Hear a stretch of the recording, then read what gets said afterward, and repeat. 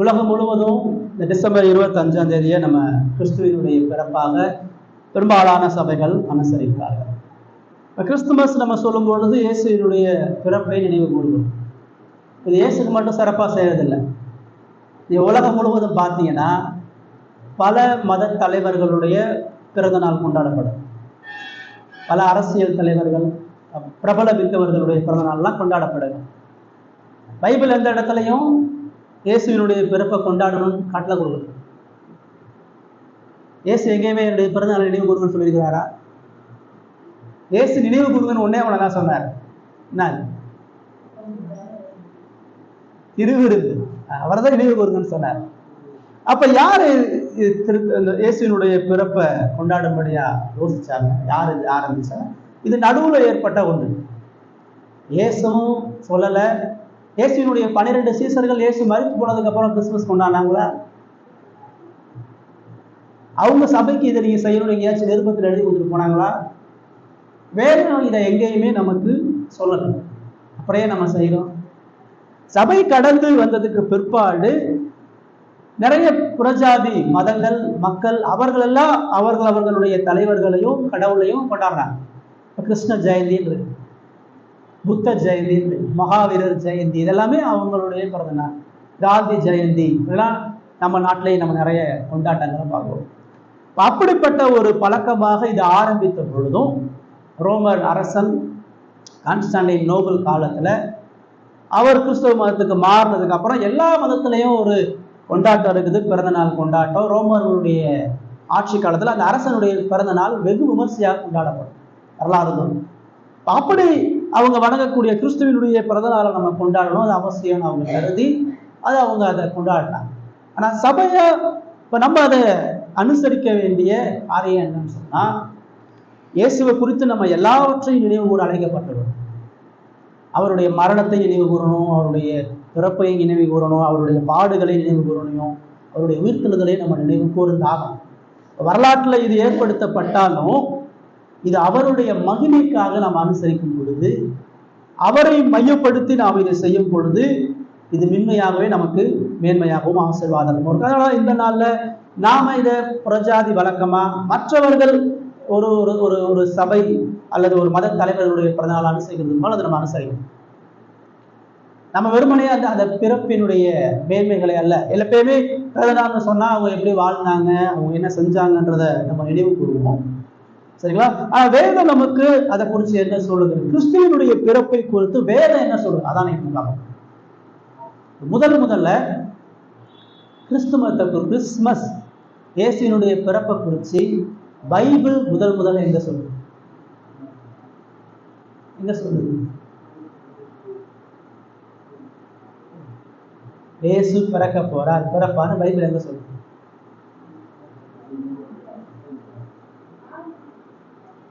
Bible எங்க சொல்லுதுன்னு கேட்டேன். பழைய ஏற்பாட்டுல எங்க சொல்லுது? ஏசாயா. ஆதியாகமத்துல எங்க சொல்லுது? ஆதியாகமத்துல எங்க சொல்லுது? முதல்ல இயேசுவினுடைய பிறப்ப தேவன் தான் சொல்றார். இன்னைக்கு அதான் நம்ம பார்க்க போறோம். முதல் கிறிஸ்துமஸ் யார் சொன்னது? முதலாக இயேசுவினுடைய பிறப்பை சொன்னது யார்? எந்த சூழ்நிலையில் சொல்லப்பட்டது? அதுல என்ன அடங்கி இருக்கு? மனிதர்கள் இந்த கிறிஸ்துமஸை உருவாக்கலாங்கன்றத பார்த்தோம். ஆனா வேதத்துல தேவன் அதை குறிச்ச முதலாவது காரியத்தை நமக்கு சொல்றாங்க. இன்னைக்கு அதான் நம்ம சந்திக்க போறோம். ஆதியாகமம் 3ஆம் அதிகாரம் அடுத்து நிறைய நேரம் கிறிஸ்துமஸ்னா லூக்காவையும் மத்தேயிலையும் தான் நம்ம நிறைய சிந்திச்சிருக்கிறோம், இல்ல ஏசாயாவை சிந்திக்கிறோம். ஆனா இப்ப இந்த ஆதியாகமத்துல முதலாக எப்படின்றத பார்க்க போறோம். ஆதியாகமம் 3ஆம் அதிகாரம் 9-15 வசனம். ஆதியாகமம் 3ஆம் அதிகாரம் 9-15 வசனம் நான் வாசிக்கிறேன். 3வது பக்கம், பழைய ஏற்பாட்டுல 3வது பக்கம் நான் வாசிக்கிறேன். அப்பொழுது தேவனாகிய கர்த்தர் ஆதாமை கூப்பிட்டு, நீ எங்கே இருக்கிறாய் என்றார். அதற்கு அவர், நான் தேவனுடைய சத்தத்தை தோட்டத்திலே கேட்டு நான் நிர்வாணியாக இருப்பதனால் பயந்து ஒளிந்து கொண்டேன் என்றார். அப்பொழுது அவர், நீ நிர்வாணி என்று உனக்கு அறிவித்தவன் யார்? புசிக்க வேண்டாம் என்று நான் உனக்கு விலக்கின விருட்சத்தின் கனியை புசித்தாயோ என்றார். அதற்கு ஆதாம், என்னுடனே இருக்கும்படி தேவனை தந்த ஸ்திரீயானவள் விருட்சத்தின் கனியை எனக்கு கொடுத்தால் நான் புசித்தேன் என்றான். அப்பொழுது தேவனாகிய கர்த்தர் ஸ்திரீயை நோக்கி, நீ இப்படி செய்தது என்ன என்றார். ஸ்திரீயானவள், சர்ப்பம் என்னை வஞ்சித்தது, நான் புசித்தேன் என்றாள். அப்பொழுது தேவனாகிய கர்த்தர் சர்ப்பத்தை பார்த்து, நீ இதை செய்தபடியால் சகல நாட்டு மிருகங்களிலும் சகல காட்டு மிருகங்களிலும் சபிக்கப்பட்டிருப்பாய். நீ உன் வயிற்றினால் நகர்ந்து உயிரோடு இருக்கும் நாளெல்லாம் மண்ணை தின்பாய். உனக்கும் ஸ்திரீக்கும் உன் வித்துக்கும் அவள் வித்துக்கும் பகை உண்டாக்குவேன். அவர் உன் தலையை நசுக்குவார், நீ அவர் குதிகாலை நசுக்குவாய் என்றார் என்பார். ஒவ்வொரு முறையும் நம்ம வேதத்தை படிக்கும் பொழுது கடவுள் நம்மோட பேசுகிறார். யார் என்ன சொன்னாலும் முதல்ல அது பைபிள் சொல்லுதான் கேட்கணும். மற்றவங்க சொல்லக்கூடிய விஷயம் பைபிள்ல சொல்லணும்னு சொன்னா அது பொய். இந்த பைபிளுக்கு வெளியே சொல்லக்கூடிய எல்லா கதைகளும் சம்பவங்களும் பொய், அனுபவங்களும் பொய். இந்த பைபிள்ல இருந்து விளக்கப்படுத்தி சொல்லக்கூடிய காரியங்கள் மட்டும்தான் உண்மை. தேவனே சத்திய பரர் என்றும் எந்த மனுஷனும் பொய்யன் என்று சொல்வோமாகன்னு சொல்றார். நாசியில சுவாசம் உள்ள மனிதனை நம்புவதை விட்டு விடுங்கள், கர்த்தரின் வார்த்தையை பற்றி கொள்வதே ஜீவனுக்கு ஏதுவானது நமக்கு வேதம் சொல்லும். அப்ப நம்ம வேதத்திலிருந்து, அதுவும் தேவன் தனது வாயால இயேசுவை பத்தி சொல்றாங்க. இந்த இடத்துலதான் முதல்ல ரொம்ப சிறப்பா 15வது வசனம் தான் நம்ம இன்னைக்கு பார்க்க போறோம். அங்கதான் இயேசுவினுடைய பிறப்பை சொல்றா. யார் சொல்றா? இத தேவனே சொல்றார். எந்த சூழ்நிலையில சொல்றார்? எப்பயுமே பைபிள் வாசிக்கிறதுக்கு முன்னாடி எந்த சூழ்நிலை, யாருக்கிட்ட, எப்பன்றது ரொம்ப முக்கியம். தேவன் இயேசு கிறிஸ்துவினுடைய பிறப்பை படைப்பில் ஆண்டவர் சொல்லல. முழு உலகத்தையும் படைத்து எல்லா நன்மையான காரியங்களையும் கடவுள் முதல் மனிதனாக ஆதாம் கையில கொடுக்குறார். ஆதாம்கிட்ட நான் உனக்கு இயேசு அனுப்ப போறேன், இயேசுக்கு தான் உனக்கு விடுதலை தரப்போன்னு சொல்லலை. ஆதாம படைச்சு முழு உலகத்தையும் கொடுத்து அவனை ராஜாவா, அவனை ஆசாரியனா, தீர்க்கதரிசியா வச்சார். ஆதாம் கடவுளுடைய கட்டளையை மீறி அவன் பாவம் செய்யறான். அவனுக்கு ஏதேன் தோட்டத்தை உண்டாக்கி, அவனுக்கு மனைவியை ஏற்படுத்தி, அவனுக்கு உலகத்தினுடைய எல்லா மேன்மையான நன்மைகளையும் கொடுத்து அவன் உயர்ந்த இடத்துல வச்சார். அது அவன் 3ஆம் அதிகாரத்தினுடைய முதல் 8 வசனத்துல பாவம் எப்படி உலகத்துல வந்ததுன்னு சொல்றது. ஆதாமும் ஏவாளும் கடவுளுடைய வார்த்தையை மீறி பிசாசுக்கு செவி கொடுத்து கடவுளுடைய உறவை விட்டு போய் அவங்க முழுமையா கடவுளுக்கு எதிராக பாவம் செஞ்சு அவங்க கடவுளை விட்டு ஓடி ஒளிஞ்சு இந்த தோட்டத்துல இருக்கிறாங்க. அப்பதான் நம்ம ஆச்சரியப்பட்ட சம்பவம் வருது. பாவம் செஞ்ச ஆதாம் கடவுளை தேடி போல, கடவுளோட மன்னிப்பை தேடி போல, தேவன் ஆதாமை தேடி வர. ஆதாமே நீ எங்கே இருக்கிறாங்க கேட்டுட்டு, நீ பாவத்துல விழுந்துட்ட, நான் உனக்கு ஒரு ரட்சகரை கொடுக்க போறேன்னு சொல்றாரு.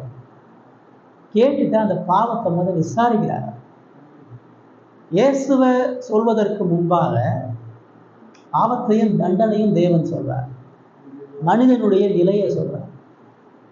மனிதன் யார், அவனுடைய வீழ்ச்சி என்ன, அவனுடைய தண்டனை என்ன, அவனுடைய அழிவு என்னன்னு தெரியாதவன் இயேசுவை தெரிய முடியாது. அது தேவனை ஏற்படுத்திய வழி. அதனால ஆதாம் வீழ்ந்த பொழுது, நீ எங்க இருக்கிற, என்ன செஞ்ச, நீ என்ன பாவம் பண்ணிருக்கிற அப்படின்னு சொல்லி கேட்கிற. அவன் நான் சொல்ல, நிர்வாணியா இருக்கிறதுனால நான் தோட்டத்துல போய் ஒளிஞ்சிருக்கிறேன்றான். நீ உன நிர்வாணி முதல் உனக்கு யாரு சொன்னா அப்படின்னு கேட்கிற. உனக்கு எப்படி தெரியும் நீ நிர்வாணியா இருக்கிற? நீ செஞ்ச பாவத்தை உனக்கு யார் முதல் வழி நடத்தினது? அவன் ஏவாள காரணம் காட்டுறான். அவர் கேட்கிற, நீ நான் புசிக்க கூடாதுன்னு சொன்ன பழத்தை புசிச்சியா அப்படின்னு கேட்கும் பொழுது அவன் ஆமான்னு சொல்றான். அவன் அந்த பாவத்துக்கான காரணத்தை தன் மனைவி மேல சாத்துறான். ஆண்டவர் ஏவாளை பார்த்துக்கிறாரு, ஏன் நீ இது இப்படி பண்ணுன்னு கேட்கும்போது அவன் பிசாசு காரணம் காட்டுறான். ஆண்டவர் பிசாசை பார்த்து நீ ஏன் இப்படி பண்ணுன்னு கேட்கல. 14, 15, 13வது வசனத்துல ஸ்திரீயை பார்த்து நீ ஏன் இப்படி செய்தான்னு சொல்லும் பொழுது அவள், சர்ப்பம் என்னை வஞ்சித்தது, நான் புசித்தேன் என்றார். 14 சொல்லுது, அப்பொழுது தேவனாகிய கர்த்தர் சர்ப்பத்தை பார்த்து, நீ இதை செய்தபடியால். நேரடியா ஆண்டவர் பிசாசுக்கு பாவத்துக்கான மூல காரணம், மனிதனை பாவத்துல தள்ளிய, மனிதன் அழிவிலே தள்ளில பிசாசனிடத்துல பேசி பிசாசுக்கு நியாய தீர்ப்பு வழங்குகிறார்.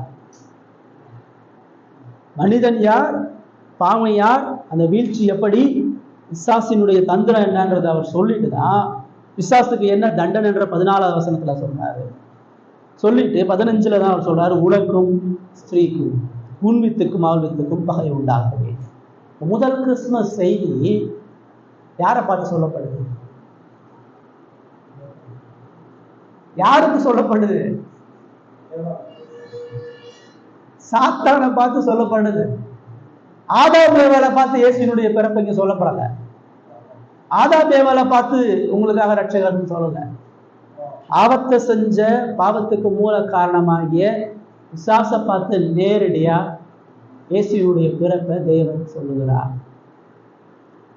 அங்க சொல்லும் போது அவர் சொல்றார், முதல் விஷயம் அந்த 15ஆம் வசனத்துல 3 காரியங்கள் அடங்கி இருக்கிறது. அதான் நீங்க பார்க்க போறோம். முதல்ல அவர் என்ன சொல்றாரு, உனக்கும் ஸ்திரீக்கும் உன் வித்துக்கும் அவள் வித்துக்கும் பகை உண்டாக்குவேன் அப்படின்னு சொல்றாரு. ஏன் இதை அப்படி சொல்றாரு? பாவத்தினுடைய ஆரம்பம் ஏவாள் பிசாசுக்கு செவி கொடுத்து பிசாசுக்கு தோழமை பாராட்டி பிசாசோட ஐக்கியப்பட்டார். பிசாச நண்பனா ஏத்துக்கிட்டான். பிசாச குறிச்ச எந்த கண்டனத்தையும் அவர் தெரிவிக்கல. அதனாலதான் அதாவது அந்த கடவுள் எப்படி பாவத்துக்கான நீதியான முறையில ஒரு நீதி செய்து தனது மீட்பை உருவாக்குறான்றதான் இங்க நம்ம பார்க்கிறோம். நீ இந்த ஸ்திரீயை வஞ்சித்த, நீ இவர்களை விழத்தள்ளி இவர்களை அழிப்பதற்கு நீ பயன்படுத்திய ஆயுதம் ஏவா.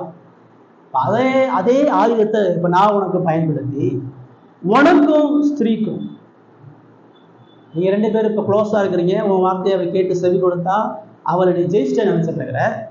நான் உனக்கு சொல்றேன், உனக்கும் ஸ்திரீக்கும் அப்படின்னு சொல்ல அது மட்டும் நிப்பாட்டாம உன் வித்துக்கும் அவள் வித்துக்கும் பகை உண்டாக்குவேன். அவளுடைய சந்ததியில வரக்கூடிய வித்துகள்னு சொல்ற, உன் வித்துன்றார். ஒரு நபரை சொல்றாரு.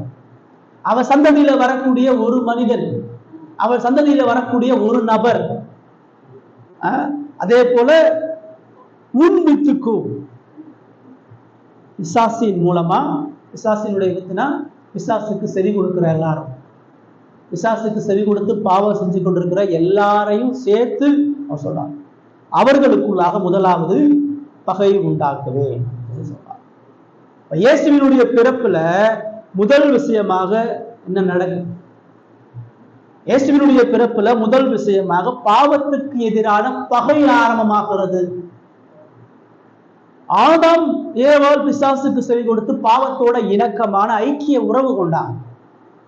இயேசு வர்றதுக்கு முதல் ஒரு விஷயம், இயேசு ஏன் இந்த உலகத்தை நான் அனுப்ப போறேன், ஸ்திரீயின் வித்தாக அவர் ஏன் வரப்போறார், காலங்கள் நிறைவேறின போது ஸ்திரீயின் வித்தாக இயேசு இந்த உலகத்துல வரக்கூடிய முதல் காரணம் பகையை உண்டு பண்றதுக்கு வரப்போறார். நீங்க சபையில போய் கேட்டீங்கன்னா இயேசு ஏன் பிறந்தார்? சமாதானம் பண்ண பிறந்தார், அன்பை கொண்டு வர பிறந்தார், ரட்சிப்பை கொண்டு வர பிறந்தார், மக்களை நல்வழிப்படுத்துறதுக்கு பிறந்தான்னு சொல்லிட்டு இருக்கிறாங்க. பைபிளிங்கத்துல தேவன் சொல்றாரு, கடவுள் சொல்றாரு. கடவுள் இயேசுவை ஏன் பறக்க வச்சன்ற செய்தியை முதல்ல சொல்றாரு. நான் பகையை உண்டு பண்ண இயேசுவை அனுப்ப போறேன்றார். அப்ப மனிதன் சொல்றது சரியா, கடவுள் சொல்றது சரியா? உலகத்துல சொல்லக்கூடிய இயேசுவினுடைய பிறப்பு சரியா, பைபிள் சொல்லக்கூடிய இயேசுவின் பிறப்பு சரியா? இங்க சமாதானன்ற வார்த்தை வருதா, அன்புன்ற வார்த்தை வருதா, ரட்சிப்புன்ற வார்த்தை வருதா, என்ன இங்க வார்த்தை வருது? ஆசீர்வாதம்ன்ற வார்த்தை வருதா, ஐஸ்வர்யம் என்ற வார்த்தை வருதா? தேவன் தன் வாயை திறந்து சொல்றாரு, ஸ்திரீயின் வித்தாக கிறிஸ்து இந்த உலகத்துல பகையை உண்டு பண்ண போறார். எப்படி பகையை உண்டு பண்ண போறார்? கிறிஸ்துவினுடைய பிறப்பு இப்ப நம்ம லூக்கால வாச்சோம், இந்த முழு உலகத்துக்கு சமாதானம் உண்டு பண்ணக்கூடிய செய்தி. நீங்க மேல வாசிங்கன்னா தேவனுக்கு மகிமையாக இஸ்ரவேலுக்கு மீட்பாக அவர் இருக்கிறான்றத வேதம் நமக்கு சொல்லுது. இயேசு தாவாயால சொல்றாரு. மத்தேயு 10:34 வாசிங்க. மத்தேயு 10:34 யாராவது எடுத்து வாசிங்க. மத்தேயு 10ஆம் அதிகாரம் 34வது வசனம்.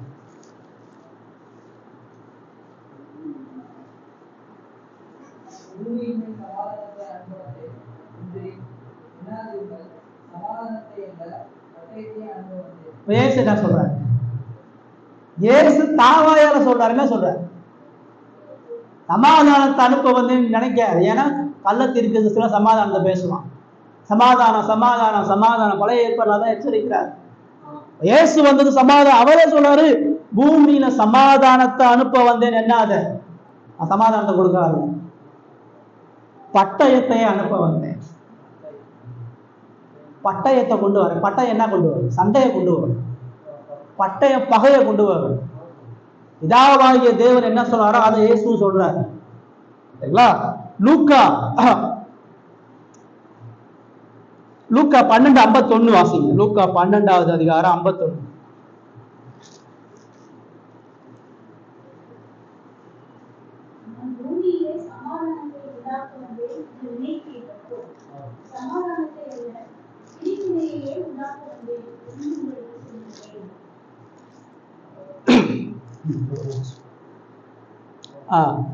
அப்படியே 52, 53 வாசிங்க.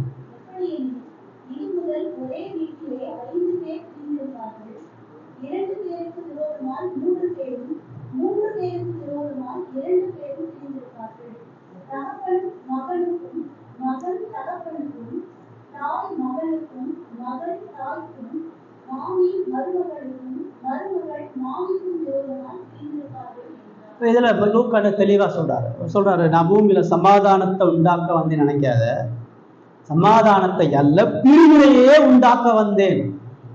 பகையும் பிரிவினை தான். எப்படி நான் பகையை உண்டு பண்ண போறேன்? ஒரே வீட்டுல 5 பேரை நான் பிரிச்சு வைக்க போறேன். 2 பேருக்கு விரோதமா 3 பேருக்கு விரோதமாக 2 பேரும், தகப்பனுக்கும் மகனுக்கும், தாய்க்கும் மகளுக்கும், தாய்க்கும் மாமிக்கும் மருமகளுக்கும் விரோதமாக எப்படி ஏன் பிரிஞ்சிருக்கிறாங்க? அவர் சொல்றார், உன்வித்துக்கும் ஸ்திரீவித்துக்கும் பகையை உண்டாக்கவே. பிசாசினுடைய வழியில போறவர்களுக்கும் ஸ்திரீயின் வித்தாக கிறிஸ்துவனுடைய வழியை போறவர்களுக்கும் பிரிவை உண்டு பண்ணுவேன். அது வீடா இருந்தாலும், குடும்பமா இருந்தாலும், தேசமா இருந்தாலும், 2 இடத்துலையும் நான் பிரிவை உண்டு பண்ண வந்தேன்றத இயேசு சொல்றார். சமாதானத்தை பண்ண இயேசு வந்தாருன்னா சமாதானம் போத யாருக்கு பண்ணுவாங்க? சும்மா இருக்கவனை கூப்பிட்டு சமாதானம் பண்ணுவாங்களா? 2 பேர் பேசுறாங்க, வாங்க நான் சமாதானம் பண்ணிடுறேன்னு சொல்லுவாங்களா? சண்டை எங்க நடக்குதோ அங்கதான் சமாதானம் பண்ண முடியும். யுத்தம் எங்க நடக்குதோ அங்கதான் சமாதானம் பண்ண முடியும். பகை எங்க இருக்குதோ அங்கதான் சமாதானம் பண்ண முடியும். இப்ப இயேசு இவருடைய பிறப்புல சமாதானம் பண்ண வந்தாருன்னு சொன்னா பகை என்னன்னு தெரியணும், சண்டை என்னன்னு தெரியணும், யுத்தம் என்னன்னு தெரியணும். அதெல்லாம் இயேசுவும் தெளிவா சொல்றாரு, பிதாவாகிய தேவன் சொல்றாரு. கிறிஸ்து அவருடைய பிறப்பின் மூலமாக இந்த உலகத்துல பிசாசின் கிரியைகளுக்கு எதிரான பகையை உண்டு பண்ண வந்தார். பாவத்துக்கு எதிரான பகையை உண்டு பண்ண வந்தார். உலகத்துக்கும் மாம்சத்துக்கும் எதிரான பகையை உண்டு பண்ண வந்தார். மனித பாரம்பரியத்துக்கும் மூட நம்பிக்கைகளுக்கும் எதிரான பகையை கொண்டு வந்தார். போலியான எல்லா மத கிரிகளுக்கும் எதிரான பகையை அவர் கொண்டு வந்தார். ஏன் உன்வித்துக்கும் ஸ்திரீவித்துக்கும் பகை உண்டாக? இன்னையில இருந்து இந்த பாவத்துல வீழ்ந்த மனு குலம் 2ஆ பிரிய போகுது. ஒரு கூட்டம் இந்த ஸ்திரீயின் வித்தாக தேவனுக்கு பயந்து வாழ போகுது. இன்னொரு கூட்டம் பிசாசின் வித்தாக போகிறது. பிசாசின் வித்து யாரு? பிசாசின் வித்து இன்னொரு தேவதூதர்கள் கூட்டம் கிடையாது. பிசாசின் வித்து மனிதர்கள் தான். மத்தேயு 12:34 வாசிங்க. மத்தேயு 12:34.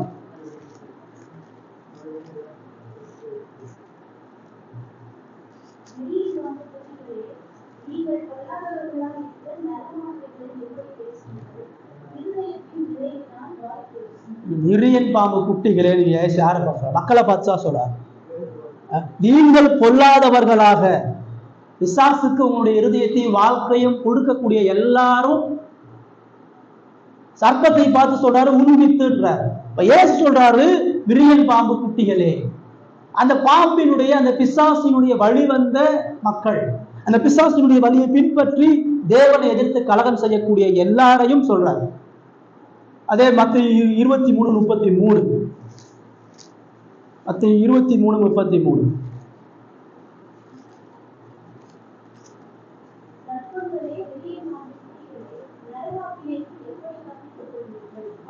ரொம்ப தெளிவா சொல்றார். பிதாவாகிய தேவன் அங்க என்ன வார்த்தையை பிசாசுக்கு பயன்படுத்தினாரோ அதே வார்த்தையை அங்க உள்ள பரிசேயர்களுக்கு வேதபாரர்களுக்கு பயன்படுத்தி, சர்ப்பங்களே, விரியன் பாம்பு, பிசாசின் ஜனங்களே, பிசாசின் பிள்ளைகளே, பாவத்துக்கு அடிமையாக இருக்கக்கூடிய ஒவ்வொருத்தனும் பிசாசின் பிள்ளையாக இருக்கிறான். அவன் நரக ஆக்கினைக்கு உரியவனாக இருக்கிறான். அவனிடத்துல தேவன் இந்த பகையை உண்டு பண்ண வந்தேன் என்று சொல்லுகிறார். யோவான் 7:7 வாசனம். யோவான் 7வது அதிகாரம் 7வது வாசனம்.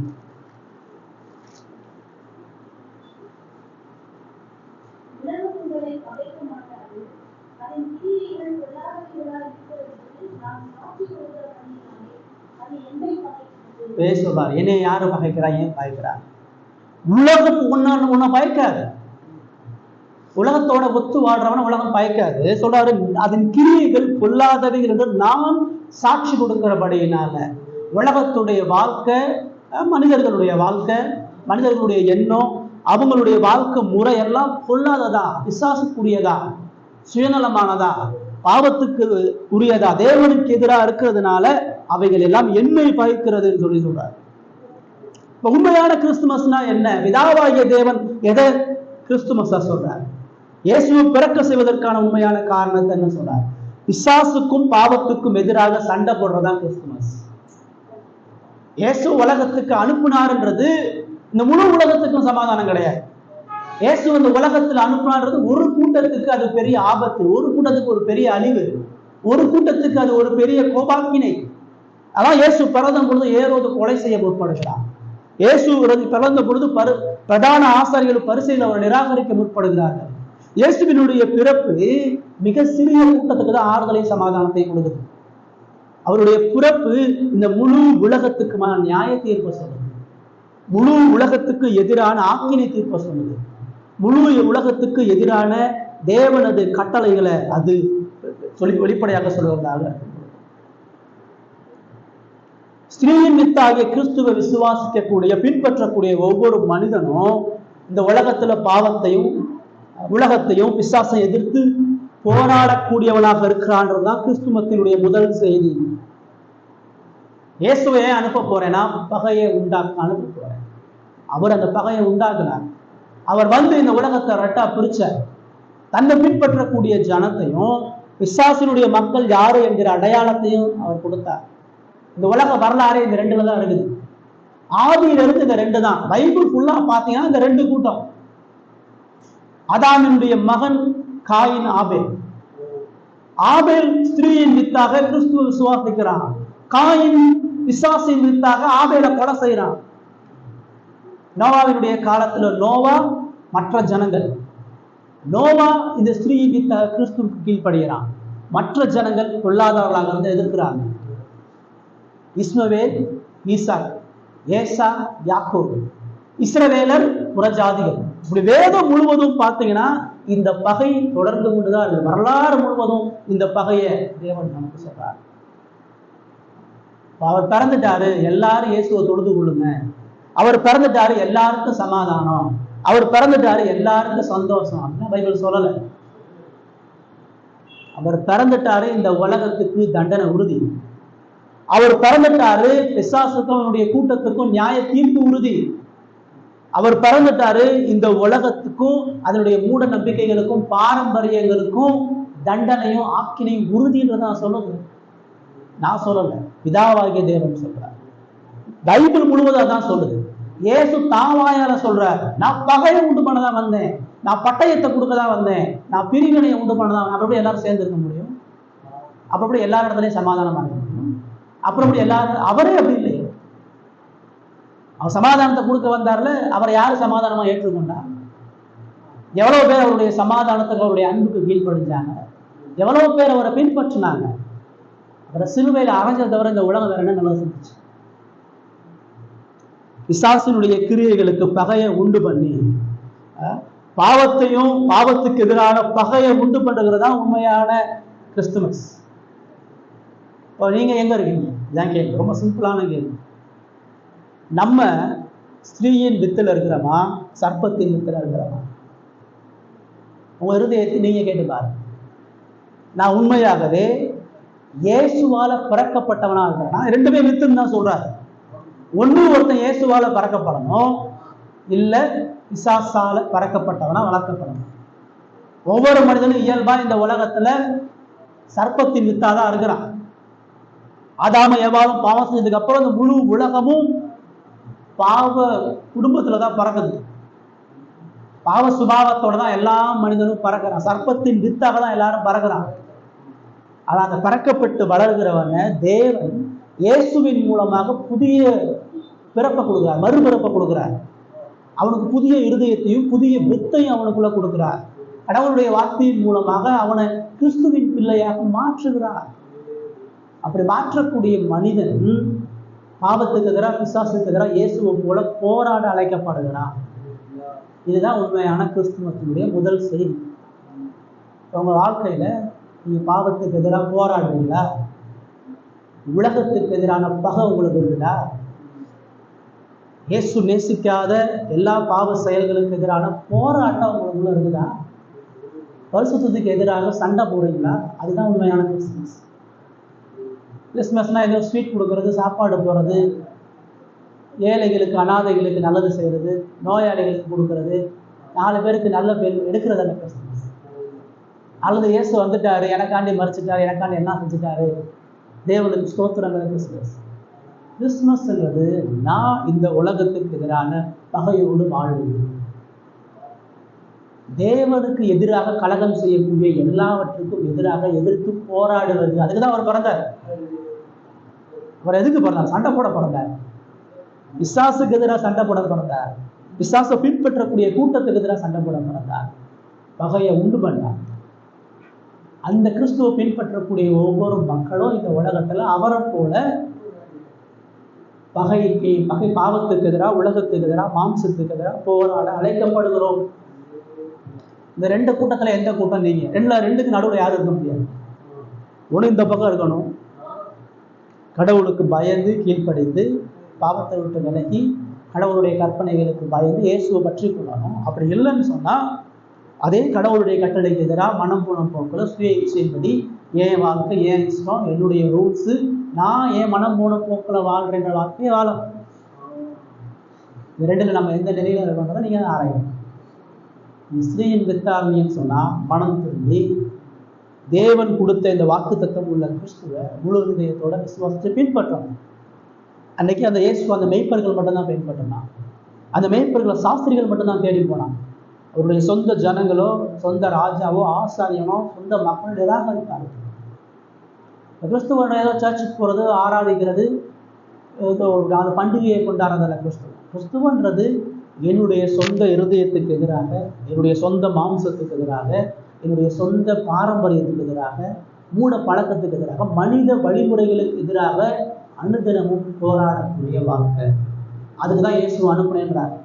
2வதா இயேசுவினுடைய பிறப்பு நமக்கு என்ன சொல்லும்? அதே வார்த்தையில் நம்ம பார்க்க போறோம். உன் வித்துக்கும் அவள் வித்துக்கும் பகை உண்டாகும். 2வது, அவர் உன் தலையை நசுக்குவார். அவர்கள் அப்படின்னு சொல்றாங்க.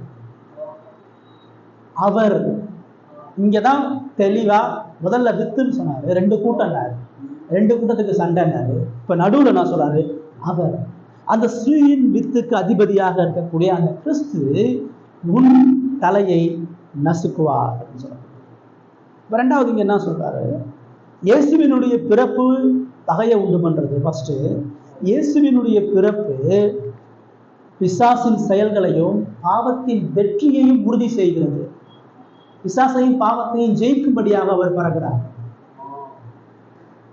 ஜெயிக்கும்படியாக வெற்றியாக அவர் பறக்கிறார். 1 யோவான் 3:8 வாசிங்க. 1 யோவான் 3:8.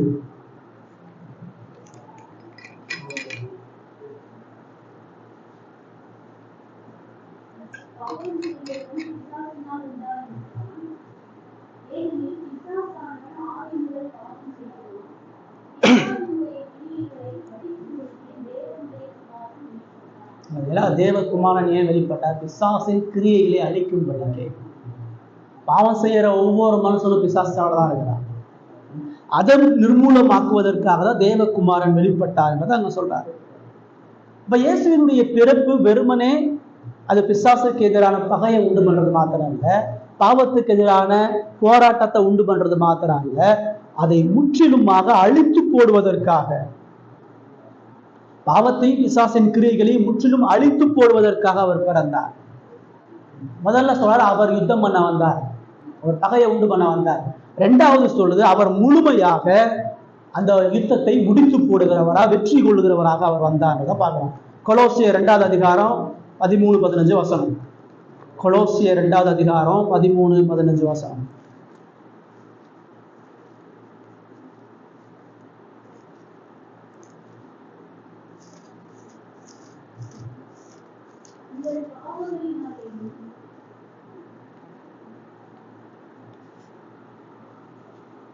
வாசிங்க. கொலோசியர் 2:13-15. வல்லமையினாலேயும் உங்கள் மாம்ச இல்லாமையினாலேயும் மறித்தவர்களால் உங்களை அவரோடே கூட உயிர்ப்பித்து அக்கிரமங்கள் எல்லாவற்றையும் உங்களுக்கு மன்னித்து நமக்கு எதிரிடையாகவும் கட்டளைகளால் நமக்கு விரோதமாகவும் இருந்த கையெழுத்தை உடைத்து இதை நடுவில்லாதபடிக்கு எடுத்து சிலுவையின் மேல் ஆணி எடுத்து துரைத்தனங்களையும் அதிகாரங்களையும் தீர்த்து கொண்டு வெளியரங்கமான கோலமாக்கி அவைகளின் மேல் சிலுவையை வெற்றித்தார். அங்க சொல்லப்பட்ட வாக்கு தத்துவம் இங்க எப்படி நிறைவேறுதுன்னு அவர் சொல்றார். ஏசு எப்படி ஜெயிச்சாருன்னு சொல்றார். அவருக்கு உன் தலையை நசுக்குவானா ஒரு யுத்தம் நடக்குதுன்னு வச்சுக்கோங்க. ஒரு யுத்தத்துல நீங்க எதிரியுடைய கையை வெட்டுறதோ காலை வெட்டுறதோ வெற்றி கிடையாது. எதிரியுடைய தலையை வெட்டினாதான் வெற்றி. எதிரி நாட்டு ராஜாவுடைய தலையை நீங்க எடுத்துட்டீங்கன்னா யுத்தம் முடிஞ்சு. 2 நாள்ல சண்டை போடும் பொழுது அந்த எதிரி நாட்டுடைய ராஜா கைது பண்ணப்பட்டாவோ அல்லது அவன் முழுமையாக கொல்லப்பட்டாவோ வெற்றி உறுதியாயிருச்சு. இப்ப அந்த வாக்கு தத்தத்துல பிசாசுக்கு சொல்றார், அவர் உன் தலையை நசுக்குவார், தலையை வெட்டி போடுவார், உன்னை முழுமையாக வெற்றி செல்வார். அவர் அந்த வெற்றி எப்படி நடந்ததுன்றதான் இந்த இடத்துல கொலோசியருக்கு பவுல் அங்க சொல்றாரு. அவர் முதலாவது உங்கள் பாவங்களினாலும் உங்கள் விருத்த சேதனம் இல்லாமையினாலேயும் மரித்தவர்களாய் இருந்த உங்களை உயிர்ப்பித்தார். பாவத்துக்கு எதிரான வெற்றியை, பிசாசுக்கு எதிரான வெற்றியை இயேசு முதலாவதாக செய்யும் பொழுது அங்கே பிரதானமாக ஆத்துமா உயிரடைகிறது. மரித்து போன ஆத்துமாவை இயேசு உயிர்ப்பிக்கிறாரு, முதல் வெற்றி. ஏன்னா பிசாசு ஆத்துமாவை தான் கொலை செய்யறான். எப்ப பாவம் உள்ள வருதோ அப்பொழுது ஆத்துமாவை அதை அழித்து போடுகிறதாக இருக்கிறது. கடவுளை தேடாதபடி, கடவுளிடத்துல உறவு கொள்ளாதபடி, கடவுளுடைய காரியங்களை விருப்பம் கொள்ளாதபடி மனித ஆத்துமாவை தடை செய்து அதனுடைய ஜீவனை அழித்து போடுறதுதான் பிசாசுடைய பிரதான வேலை. இயேசு தனது மரணத்தின் மூலமா, தனது பிறப்பின் மூலமாக முதலாவது மனிதனுடைய ஆத்துமாவை உயிர்ப்பிக்கிறார். 2வது அங்க என்ன சொல்லுது, அக்கிரமங்கள் எல்லாவற்றையும் உங்களுக்கு அவர் மன்னிக்கிறார். பிசாசினுடைய கிரியைகள் அவர் வெற்றி கொண்டார்னா மனித ஆத்மா உயிர்ப்பித்து மனித அக்கிரமங்கள் எல்லாத்தையும் மன்னிக்கிறார். எல்லா விதமான பாவங்களுக்கும் தேவன் முடிவு கட்டுகிறார். நிகழ்கால, கடந்த கால, எதிர்கால எல்லா பாவத்தையும் மன்னித்து போடுகிறவராக இருக்கிறார்.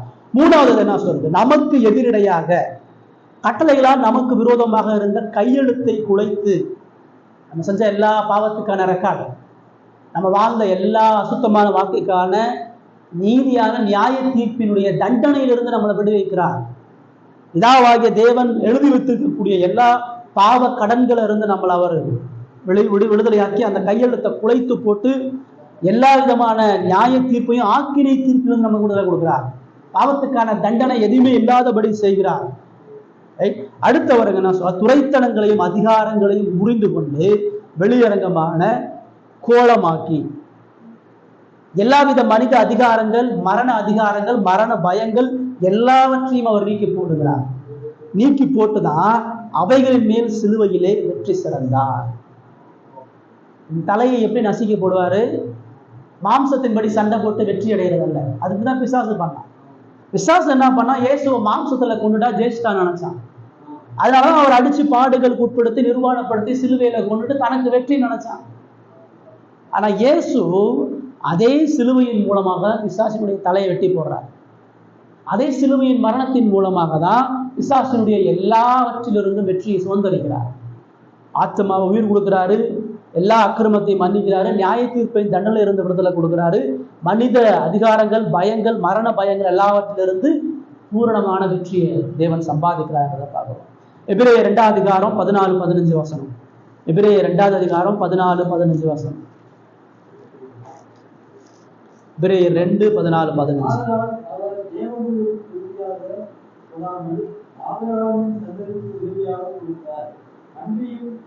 அவர் ஜனத்தின் பாவங்களை நிவர்த்தி செய்வதற்காக தேவ காரியங்களை குறித்து இரக்கமும் உண்மையும் உள்ள பிரதான ஆசிரியர்களுக்கு எதிரத்திலும் நம்முடைய சகோதரருக்கு ஒப்பாக வேண்டும் என்றிருந்தார். நீங்க தப்பா வாசிங்க. எபிரேயர் 2:14-15.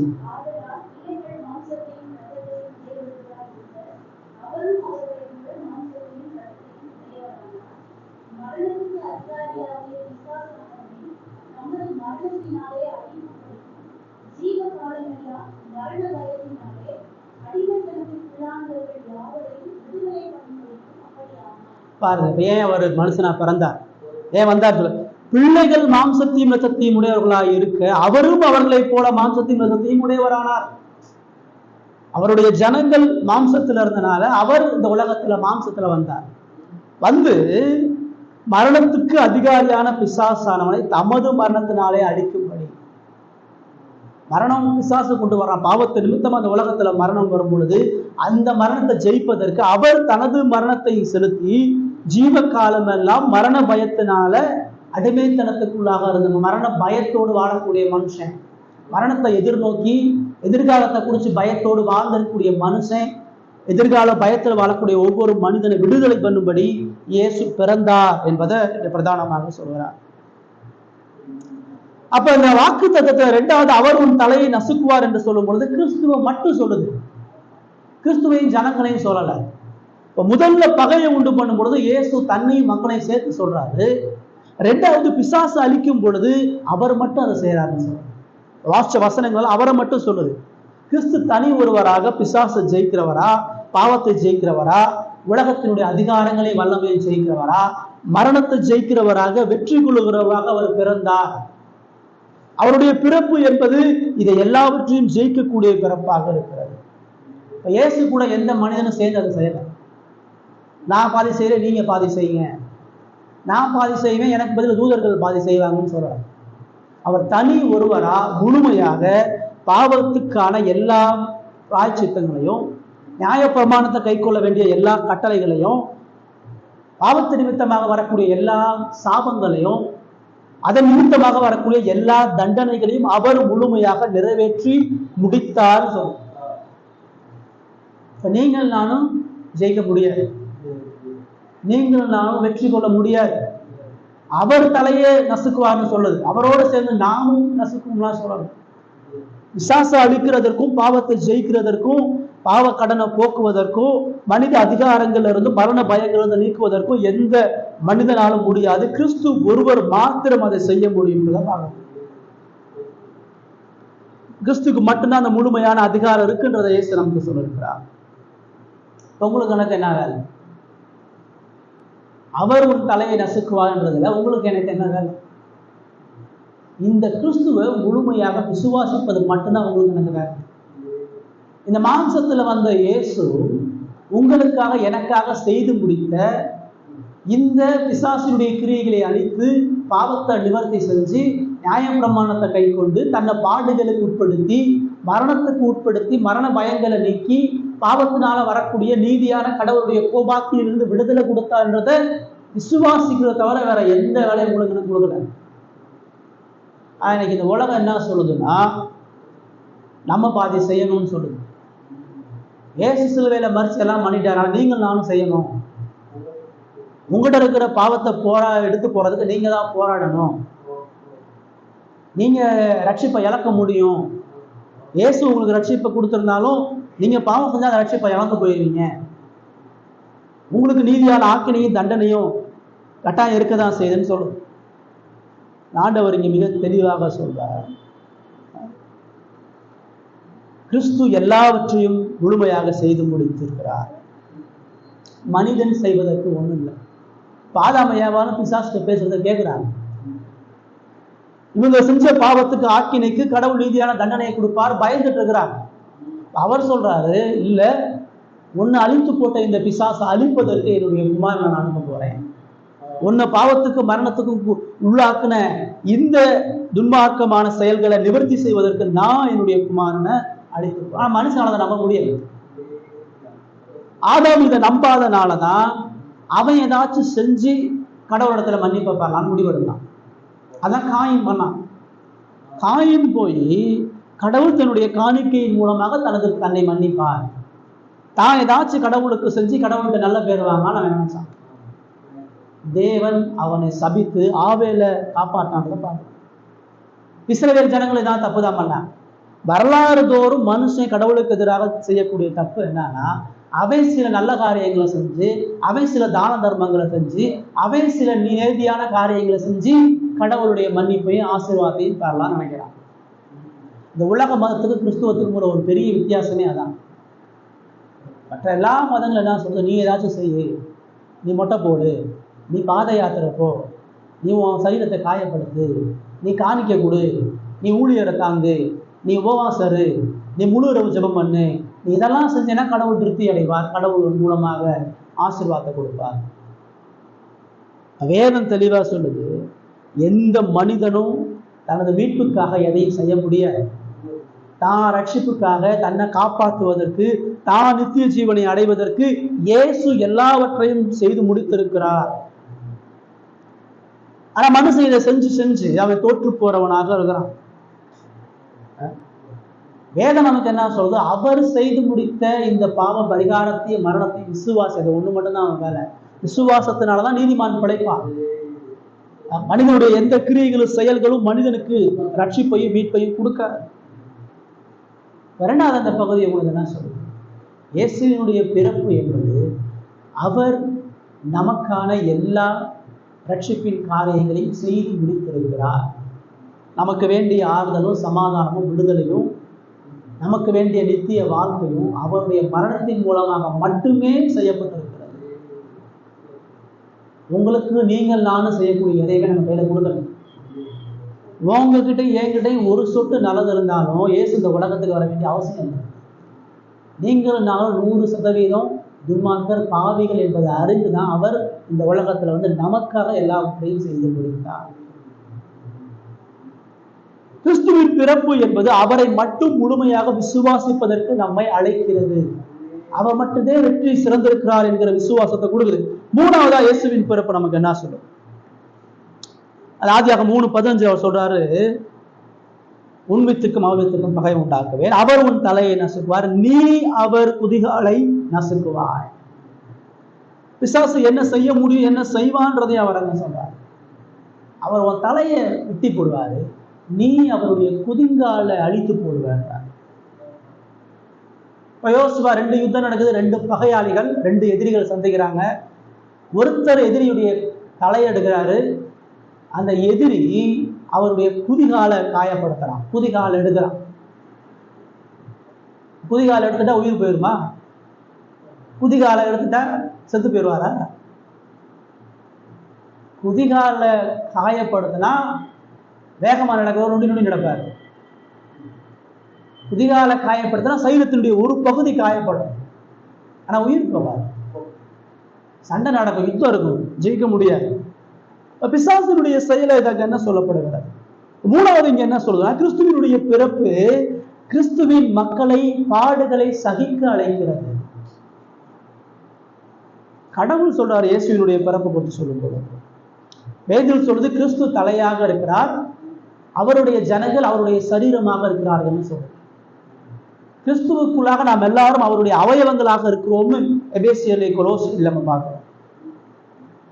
கிறிஸ்துவினுடைய குதிகால பிசாசு காயப்படுத்துறான் அப்படின்னு அங்க சொல்லும் பொழுது, கிறிஸ்துவினுடைய சரீரத்தை பிசாசு காயப்படுத்தக்கூடியதாக பிரதான செயலை செய்யறாங்க. அதை பார்க்கிறோம். பாவத்துக்கும் பிசாசுக்கும் எதிராக போராடக்கூடிய கிறிஸ்துவினுடைய மக்கள், நீ அவர் குதிகாலை சொல்லும் பொழுது அவருடைய சரீரமான சபையை சொல்லுது, இயேசுவினுடைய ஜனங்களை சொல்லுது. இயேசுவினுடைய மரணத்தை மட்டும் முழுமையா விசுவாசிக்கக்கூடிய மக்கள், இயேசுவால வரக்கூடிய விடுதலையையும் நித்திய ஜீவனை விசுவாசிக்கக்கூடிய மக்கள் பிசாசினால நெருக்கப்படுவார்கள், பிசாசினால காயப்படுவார்கள். அவன் அவருடைய குதிகால நசுக்குவான் அப்படின்னு சொல்லும் பொழுது, கிறிஸ்து தலையாக இருக்கிறார், சரீரமாகிய சபையானது பிசாசினால பாதிக்கப்படும், போராடும், நெருக்கப்படும், காயப்படும். இது எல்லாத்தையும் சேர்த்து அவர் என்ன சொல்றார்? நீ அவர் தலையை நசுக்குவாயின்னு சொல்லல, நீ அவருடைய கிரீடத்தை பறிப்பாயின்னு சொல்லல. மகிமை பொருந்திய பலமுள்ள கிறிஸ்துவை வெற்றி கொள்ள முடியாத பிசாசு அவரின் பலவீனம் உள்ள ஜனங்களோடு சண்டை பண்ணுகிறவனாக இருக்கிறார். இயேசுவை ஜெயிக்க முடியாதனால இயேசுவினுடைய பிள்ளைகளை பிசாசு துன்பப்படுத்துவான்னு சொல்றான். இயேசுவினுடைய பிள்ளைகளை நெருக்கப்படுத்துவான், இயேசுவினுடைய பிள்ளைகளை பலவீனப்படுத்துவான், இயேசுவினுடைய பிள்ளைகளோடு அவனுடைய யுத்தம் தொடரும்ன்றத ஆண்டவர் இங்கு சொல்லுகிறார். பிசாசினுடைய ஆதியிலிருந்து செயல்தான். பாவத்துல விழுந்த ஆதாமின் மக்களை இயேசுவின் இடத்துல போகாதபடி, இயேசுவை விசுவாசிக்காதபடி தடை செய்யறதுதான் பிசாசினுடைய பிரதான வேலை. கிறிஸ்துவை விட்டு பலி விலக செய்யக்கூடிய செயல், கிறிஸ்துவ போகாதபடிக்கு தடை செய்யக்கூடிய செயலை ஆரம்பத்துல இருந்து பிசாசு பண்ணிட்டு இருக்கிறார். அதை தான் வரங்க இந்த வாக்குறுதியில சொல்றார். இயேசுவினுடைய பிறப்புனால உலகத்துக்கு என்ன நடக்கும்னு சொல்றார். இயேசுவினுடைய பிறப்புனால இயேசுவுக்கு என்ன நடக்கும்னு சொல்றார். இயேசுவினுடைய பிறப்பினால இயேசுவினுடைய ஜனங்களுக்கு என்ன நடக்கும். இதுதான் முழு சுவிசேஷமும், இதுதான் முழு வேதமும். இந்த முழு பைபிளும் இந்த ஆதியாகமம் 3:15 விளக்க உரை தான். இந்த ஒரு வசனத்தினுடைய விளக்கம் தான் முழு வரலாறு. இந்த ஒரு வசனத்தினுடைய விளக்கம் தான் முழு வேதம், முழு திருச்சபை வரலாறு, எல்லாம் இதோட உள்ள அடங்கி இருக்குது. இயேசு எப்படிப்பட்டவர், இயேசு என்ன செய்வார்னு சொல்லுது, இந்த உலகம் எப்படிப்பட்டதுன்னு சொல்லுது, இயேசுவினுடைய ஜனங்களுக்கு என்ன நடக்கும்ன்றத சொல்லுது.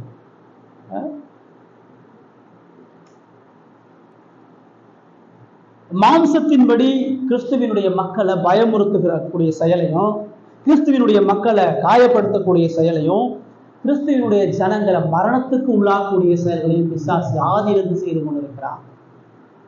காயின் ஆபேலை கொலை செய்யறான். இந்த 3:15 நிறைவேறுதல் ஆதாமையாவால் பார்க்கிறாங்க தன்னுடைய பிள்ளைகளுடைய வாழ்க்கையில. தேவனுக்கு உண்மையை ஆராதித்த மனிதன் பிசாசுடைய வழியில போன மனிதனால அடிக்கப்பட்டு நொறுக்கப்பட்டு கொல்லப்படுகிறான். இஸ்ரவேல் ஜனங்கள் சுத்தியுள்ள புறஜாதி மக்களால் அடிக்கப்பட்டு நொறுக்கப்பட்டு உபத்திரவத்துக்குள்ளாகிறார்கள்.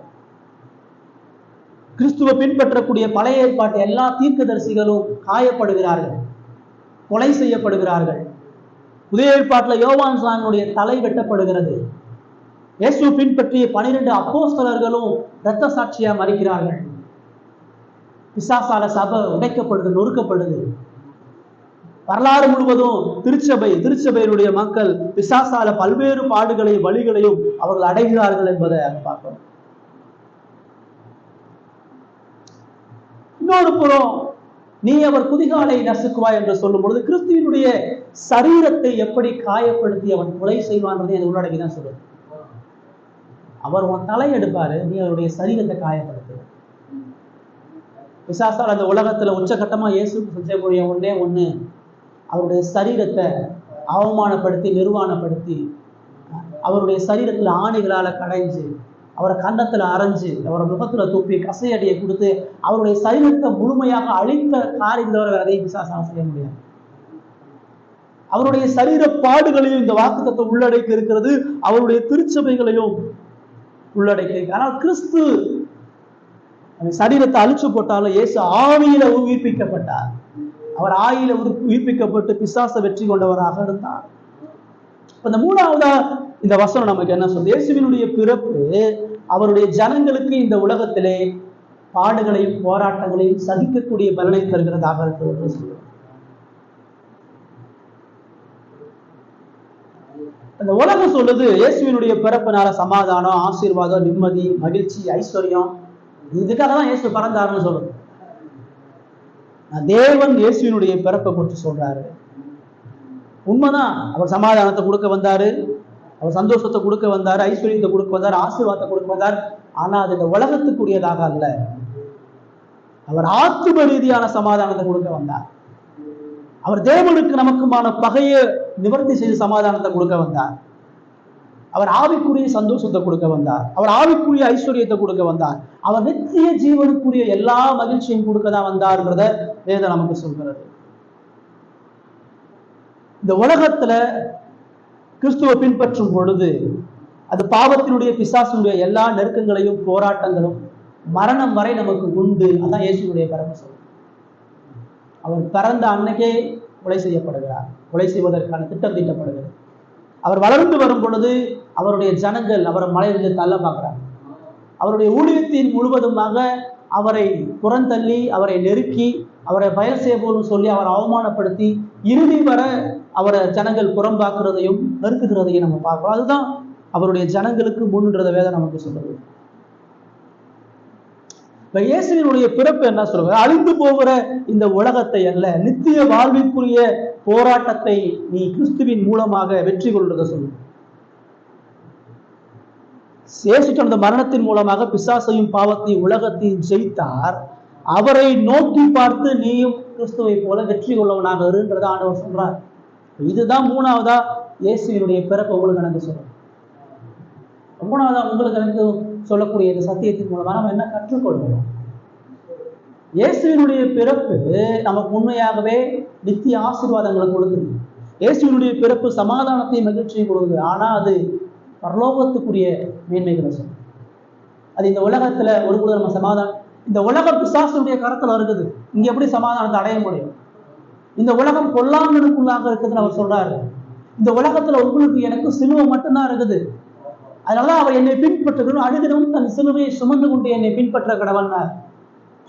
ஆனா இன்னைக்கு சிலுவை இல்லாத இயேசு மனுஷன் வேணும்ன்றான். சிலுவை இல்லாத வேணும், பாரம் இல்லாத இயேசு வேணும், கஷ்டப்படுத்தாத இயேசு வேணும், பாடுகள் தராத இயேசு வேணும்ன்றான். அததான் இன்னைக்கு சபையில போதிக்கிறான். பேசிட்டு வந்தா எல்லாம் சரியாயிடும், எல்லா பிரச்சனையும் போயிடும், எந்த கவலையும் இருக்காது, எந்த கண்ணீரும் இருக்காது, நிம்மதியா இருப்ப. இது பிசாசினுடைய உபதேசம். பிசாசு ஏவாளை பார்த்து அதான் சொன்னான், இது புசிச்சா உனக்கு சாவு இல்லைன்னா, இது புசிச்சா நீ கடவுளுக்குள்ள ஆயிடுவேன்னா, இதை புசிச்சா உனக்கு ஐஸ்வர்யம், இது புசிச்சா உனக்கு மேன்மை, இது புசிச்சா உனக்கு சந்தோஷம். நான் வேதம் நமக்கு இங்க என்ன சொல்றது? தேவன் நமக்கு என்ன சொல்றாரு? மகிமை பொருந்திய தேவன் இந்த உலகத்துல இந்த உலகத்துல பகையை உண்டாக்க வந்தார். இந்த உலகத்துல பாவத்தையும் பிசாசை எதிர்த்து போராட வந்தார். இந்த உலகத்துல மரணத்துக்கு முடிவு கட்ட வந்தார், பாவத்துக்கு முடிவு கட்ட வந்தார், பிசாசுக்கு நித்திய சங்கிலினால் அழிக்க வந்தார். அவருடைய ஜனங்களை பாடுகளுக்கும் போராட்டங்களுக்கும் அழைத்து நித்திய வாழ்வை நோக்கி பயணிக்கும்படியாக வந்தார். இது இருக்குதா? நீங்க நம்ம கூடி வந்ததுக்கு நோக்கமே தான். இயேசுவினுடைய பிறப்பையே நம்ம நினைவு கூறுகிறோம்னு சொன்னா, இந்த பிறப்பு எனக்கு இந்த உலகத்துல மகிழ்ச்சியும் சமாதானத்தையும் அல்லது ஒரு நிம்மதிக்குரிய ஒரு ஆசீர்வாதமான வாழ்க்கை கொடுப்பதற்காக அல்ல. இந்த பிறப்பு முதலாவது எனக்குள்ளாக பகையை உண்டு பண்ண வந்திருக்கிறது. என் இருதயத்துல ஆத்மால இருக்கிற பாவம், இந்த உலகத்தில் இருக்கக்கூடிய பாவம், என் குடும்பத்துல காணப்படக்கூடிய எல்லா பாவகரமான சூழ்நிலைக்கு எதிராக இயேசுவை போல போராடும்படியாக அழைக்க வந்திருக்கிறேன். அது மாத்திரம் போராடுறது மாத்திரமல்லாத வெற்றி கொண்ட கிறிஸ்துவை நோக்கி பார்க்க வந்திருக்கிறேன். அவர் வெறுமனே போராட்டத்தை மட்டும் கொடுக்கல, இதுல இருந்து எனக்கு விடுதலை கொடுத்திருக்கிறார். அந்த பிறப்பு மரணத்துக்கும் பிசாசுக்கும் ஆக்கினைக்கும் தண்டனைக்கும் நியாய தீர்ப்புக்கும் நியாய பிரமாணத்துடைய எல்லா சாபத்துக்கும் அவருடைய மரணம் முடிவு கட்டி இருக்கிறது. அதை நோக்கி பார்க்கணுமா? அது விசுவாசிக்கும் பொழுதுதான் பாடுகளையும் பிரச்சனைகளையும் மேற்கொள்ளக்கூடிய தைரியம் வரும். ஏன் புலம்புறோம், ஏன் பயப்படுறோம், ஏன் சந்தேகிக்கிறோம்னா சிலுவையில கிறிஸ்து என்ன செய்தாருன்னு தெரியும். இயேசுவினுடைய மரணத்தை உற்று பார்க்கக்கூடிய மக்களுக்கு தான் உண்மையான கிறிஸ்துமஸினுடைய ஆசீர்வாதங்கள். இயேசுவினுடைய பிறப்பின் ஆசீர்வாதங்கள் அவருடைய மரணத்தோடு தொடர்புடையது. அவருடைய மரணத்தினால விளைந்த நன்மைகளை பெற்றுக்கொள்ளக்கூடிய மனிதன் தான் அவர் மூலமாக மேன்மையான மகத்துவமான ஆசீர்வாதங்களை பெற்றுக்கொள்ள முடியும். இயேசு கிறிஸ்துவினுடைய பிறப்பை நினைவு கூறும்பொழுது இந்த 3 காரியங்களை நாம் நினைவு கூர்ந்து கர்த்தரை நோக்கி பார்ப்போம். தேவன் இந்த வார்த்தைகளை ஆசீர்வதித்து இந்த புதிய வருடத்திலும் அவருடைய மகிமைக்குரிய ஆசீர்வாதங்களை நமக்கு